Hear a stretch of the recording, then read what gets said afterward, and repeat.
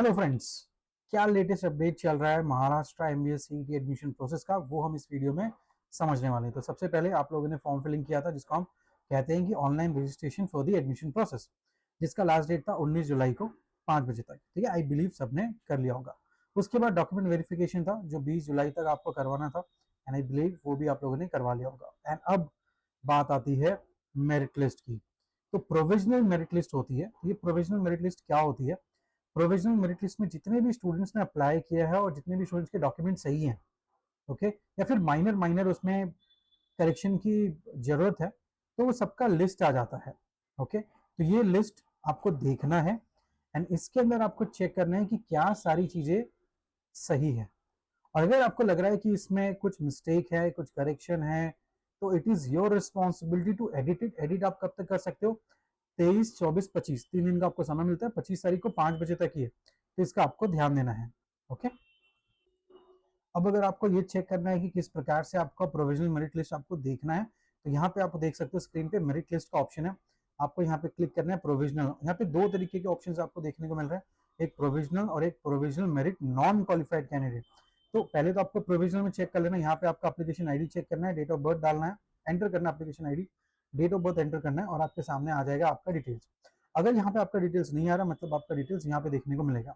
Already यहाँ पे देख सकते हो एप्लीकेशन आईडी, तो आप आपका एप्लीकेशन आईडी सर्च कर सकते हो। यहाँ पे मैक्सिमम जो रिमार्क्स हमें देखने को मिल रहे हैं कि वो एलिजिबिलिटी जो क्राइटेरिया है वो मैच नहीं कर रहा है।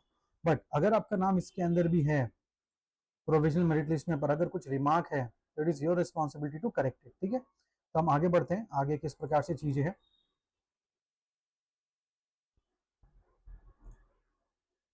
तो यहाँ पे आपको 3 दिन का समय मिल रहा है इसको एडिट करने का, और इसके बाद जितने भी करेक्शंस होंगे, जिसके सारे डॉक्यूमेंट सही हैं, उनका लिस्ट आ जाएगा। फाइनल मेरिट लिस्ट बोलते हैं, वो 27 तारीख को आ जाएगा।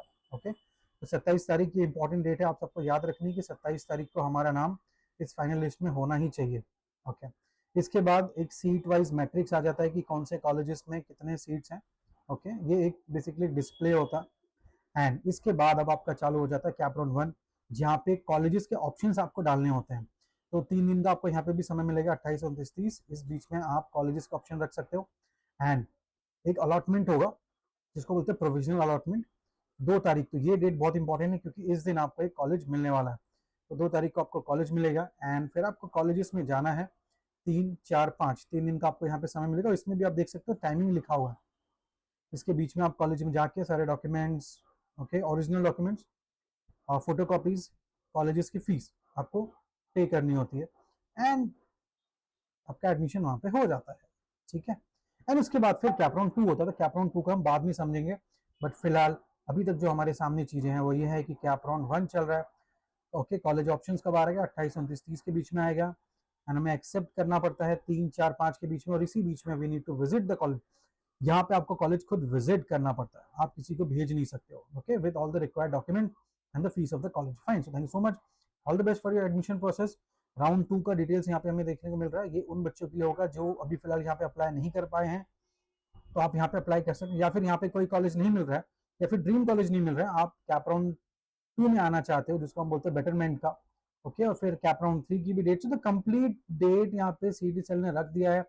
कैपराउंड 2, 3, 4 और इंस्टीट्यूट लेवल आप देख सकते हैं। यहाँ पे सितंबर तक आपका एडमिशन प्रोसेस चलेगा, तो घबराने की बात नहीं है, आपको कॉलेजेस मिलेंगे। हाँ, बड़े कॉलेजेस चाहिए तो उसके लिए आपका स्कोर, उसका जो कट ऑफ है लास्ट ईयर का कट ऑफ, उसके उसी के रेंज में होना चाहिए। Fine, so thank you so much and all the best for your admission process. Thank you.